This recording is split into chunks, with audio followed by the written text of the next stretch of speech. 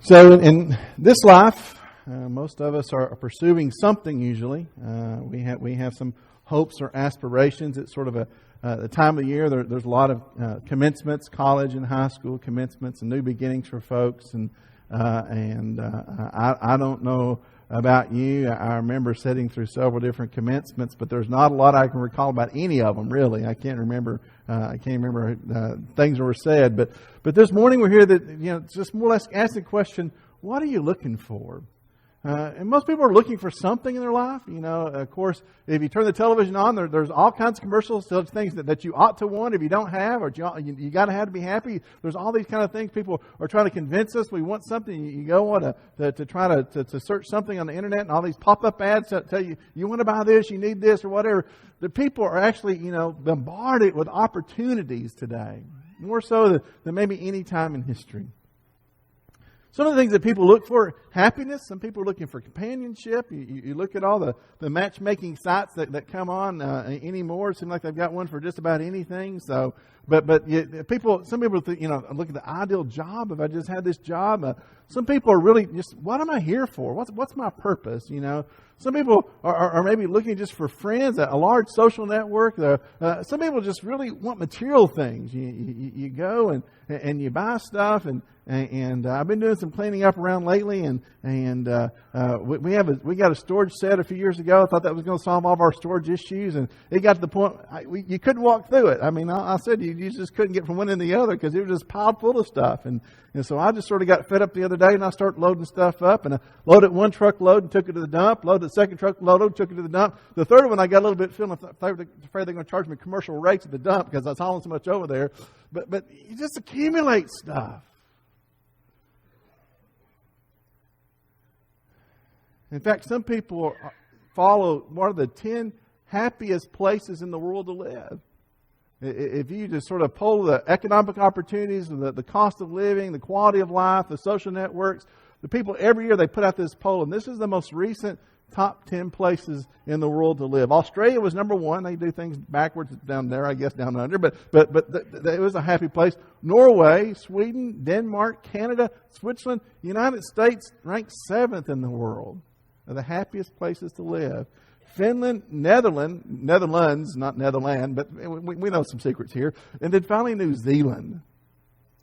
These are ranked in the world at the top 10 places, happiest places to live. You can look at happiness and purpose and all these things from different perspectives. But this morning, I don't know what you think is going to make you happy. I don't know what you think you're looking for. But there was once a man that was supposedly the wisest man who ever lived that just sort of set on that mission. What am I looking for? What's going to fulfill me? What's going to make me happy? What's the purpose of all this? And so he went looking.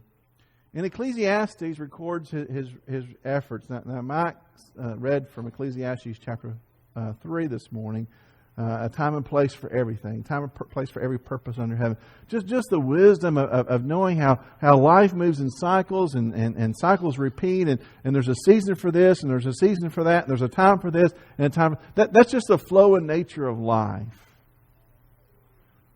And we understand that. I think it was the Byrds who put that into lyrics. There's a season, turn. I think it was the Byrds who sung that song. But Solomon records his efforts for us. And so this morning we're going to look at what Solomon sort of pursued and what he discovered in his pursuits. So he said in chapter 1, verse 12 through 13, he says, I, the preacher, was king over Israel and Jerusalem. And I set my heart to seek and search out by wisdom concerning all that is done under the heaven.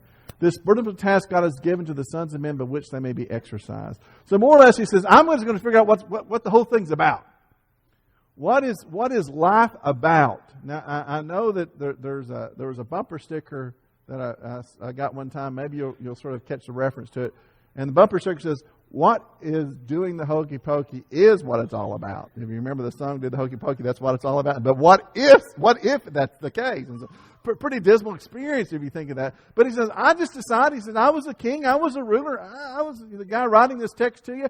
I decided I was going to find out what it's about. In fact, the Message translation uses the word the quester.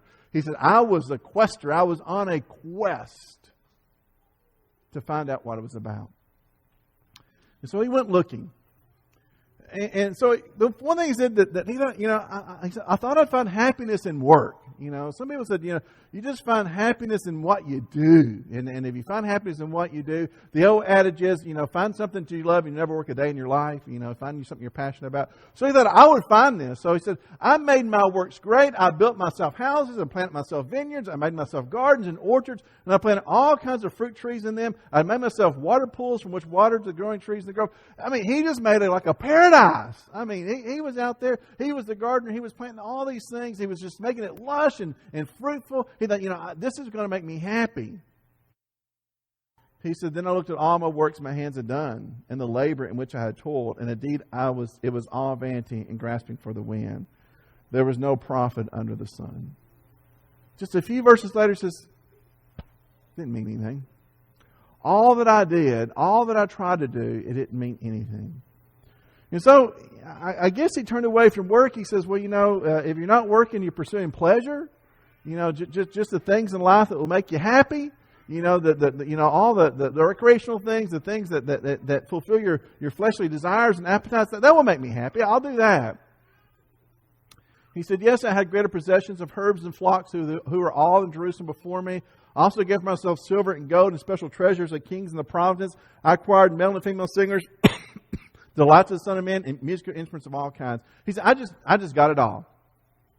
He was in the lifestyle of the rich and famous before there was a lifestyle of the rich and famous. He had everything you can imagine. He said, I want that, I want that, I want that, I want that, I want that. Okay, they didn't have DVD players back then, so they had the real thing. He just hired instrumental people and singers. I want it all. I'm going to get it all. And he got it all. More than anybody, he had cattle and fields. He had everything you can imagine. He said, sure, this is going to make him happy. He's got it all. He says, whatever my eyes desire, I did not keep from them. I did not withhold my heart from any pleasure. He saw it. He wanted it. He got it. He could afford to. We'll discover that later. But he was just that kind of wealthy. And then he says, for God gives wisdom and knowledge and joy to a man who is good in his sight. But the sinner he gives the work of gathering and collecting that he may give to him who is good before God. This is also vanity and grasping for the wind. He said, I was acquiring this stuff, but I really realized God gives you what He wants you to have. In fact, for the sinner, he really acquires nothing, but the godly man, God will give him the good things, wisdom and knowledge and joy. And he says, so what I discovered in all my pursuit of all this material stuff and all the pleasurable things I thought were going to make me happy, he said, it's just vanity. It's grasping for the wind.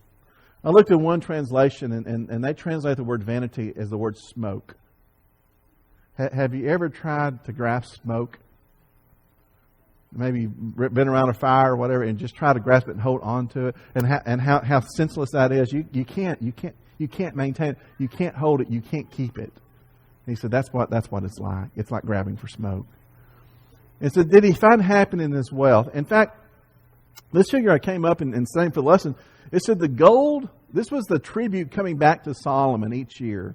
The Bible records how much tribute was coming back to him from the different countries that were around him and from the citizens. It was around 200 million. This is just the gold. But at today's market value, he was getting $200 million in gold tribute every year. That is an amazing amount of money. Not to mention all the other wealth he had, the lands, the possession, everything else. And here's what he says about that. Ecclesiastes chapter 4, verse 6. It's better to only have a little than too much with sorrow and trouble. So he said it's better to have just a little bit than to have too much with a lot of burdens. And so if you ever read in Proverbs, this is sort of a constant theme he has. Better is a small morsel But better to be satisfied with what you have than to have a lot of sorrow and trouble. Now, I think the kids have got 4 or 5 days in Overton County School left. Is that about right? 4 days left. Putnam County is about the same and stuff like that. Most colleges have let out, and so most of your brains are really, really full. But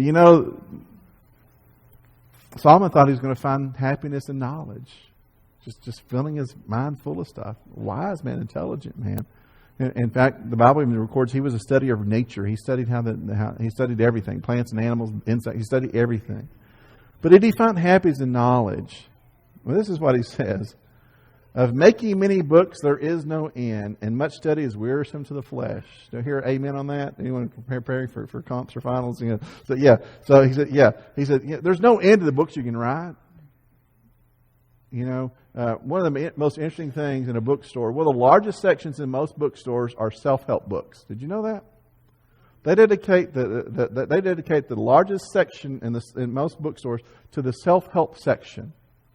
One guy reflected on this. He says, if they worked, would we need so many of them?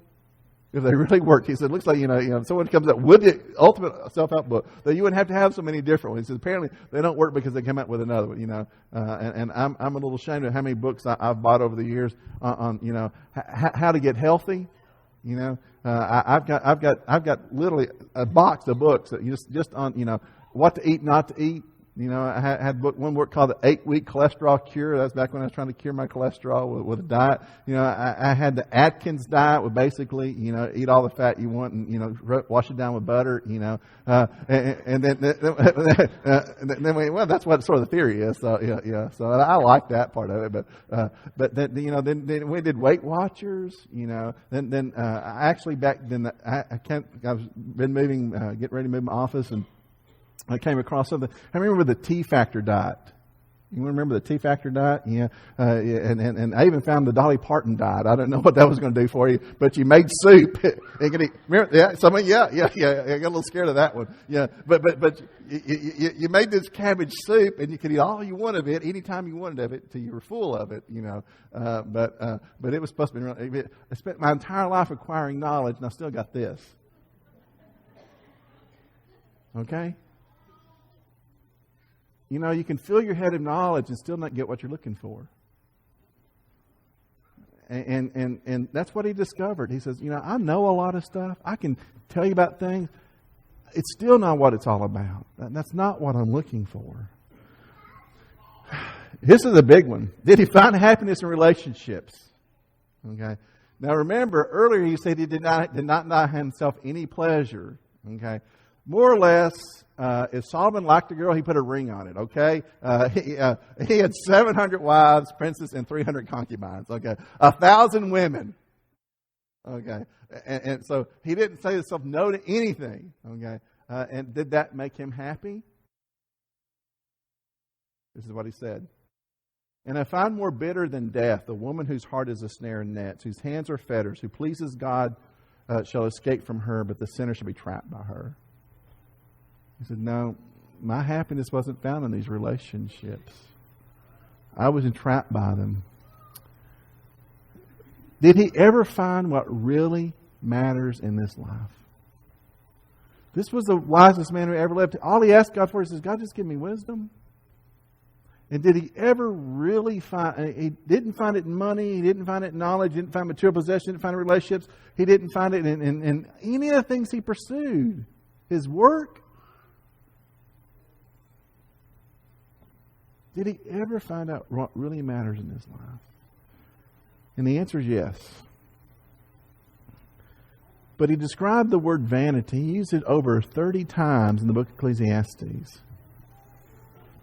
All the things he talked about, he said, it's vanity, it's vanity, it's vanity, it's vanity. Even talking about acquiring stuff, he said, you acquire stuff and you leave it to somebody who didn't work to get it. Okay. He said, all the things he said, it's just vanity. But he finally comes to the end of the book. He said, let us hear the conclusion of the whole matter. Fear God and keep His commandments, for this is man's all. For God will bring every work into judgment, including every secret thing, whether good or evil. So Solomon spent his entire life, his entire pursuits to try to find what really mattered. And when he boils down to it, he says, this is it, guys. Listen. Fear God. Keep His commandments. That's everything you got to do. Because you know what? We're all going to be judged by God. And God's going to know the good things you do. God's going to know the bad things you do. God's going to know the secrets of your heart, things that you don't think anyone else knows. God knows those things. And what do you need to do? You need to fear God and keep His commandments, because that's what you're here for. That's what it's all about.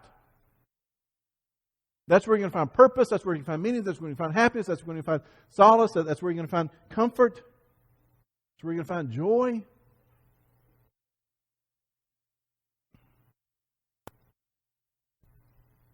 That's what it's about. You'd have to say, for him to come to this conclusion, he was a very wise man. You know, but the sad thing is what happened to Solomon. You know, he really sort of succinctly says, this is it. You love God. You keep His commandments. You focus on Him. You recognize He is your judge. He's going to understand that you do this. He knows that. But yet, what happens to Solomon? When he's an old man,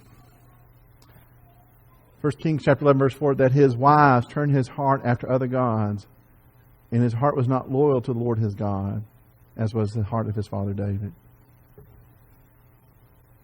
You see, there's a difference between knowing and doing. I think everyone here, you wouldn't be here this morning if you didn't believe in God. If you didn't believe that Jesus Christ was the Son, you probably wouldn't bother even to stop by here. I know you know that. And I know you have a lot of knowledge about that. But the reality is that knowledge alone does not save you. It is the fearing of God, yes. We know that. The reverence and awe and respect for God, yes. That's part of the equation, Solomon says. But not only that, but it's to fear God and to keep His commandments. This is man's awe. This is what you're here for. This is what's important.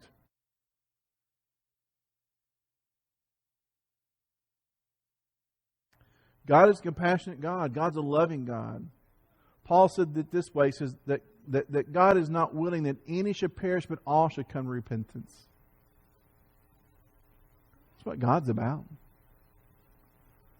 God doesn't want anyone lost. He wants everyone to come to Solomon's conclusion that my job in this life is to love God, to keep His commandments, to recognize that He will be my judge, and so I can stand before Him on the day of judgment, washed in His Son's blood, stand before Him, forgiven of sins with assurance of salvation. That's what it's about. Recently, I was having a conversation with someone, and they said it this way, and they said, this is the shadow. This is the shadow, and what we're striving for is the reality. And I said, I really never looked at it that way, but you're right. Because this is all temporary. This is the shadow. Just as the sun moves across the sky, the shadows move. This is the shadow. What we're striving for is the reality. And that's a home in heaven with God. In fact, we even talked about C.S. Lewis even having a book called Shadowlands. And I said, can't remember if that was what he was pointing out but everything here that we see that we think is real is not really real. The reality is that we're spiritual beings that are destined to be with God for eternity, should we will in our life to follow Him and to obey Him. You see, all the knowledge in the world, if it's not acted upon, does not save you. So what's really important in life? What are you looking for? You can spend a lot of effort in your life. You're going to go to young people. You're going to work. Now, it's good to work in things you enjoy. I encourage people to do that. But even that, it's not perfect. There's going to be good days, bad days. You're going to have good situations, bad situations. And you're going to find that the more you're into it, the more you're going to enjoy being away from it more. You think, well, I'll just recreate the rest of my life. I'll just find things I enjoy doing. You know what? I like to travel a little bit. I like to go in places, but there's nothing better than being at home in your own bed at night. And wherever we go, no matter what nice meals we have out, one of the first things we have when we get home is a bowl of pinto beans and cornbread. And it tastes better than anything we've had on the road. Anyone had that experience? You know, you can accumulate stuff, but when your time in this earth is over and dead and gone, it's just other things for other people to go through. And think, why in the world do they keep this? The big challenge we had recognized the most important thing in life. And that's what Solomon did. He said the most important thing is to fear God and keep His commandments. He said, that's what you're here for. That's what it's about. So we're going to stand. Brother Adam's going to lead us in a song and give you a chance this morning. I believe you're here this morning, and I think you got a head full of knowledge about what you ought to do. It's just about when will you do it and stuff. So we're going to stand and sing a song of encouragement for those who need to respond this morning to your subject. Won't you come so stand and sing?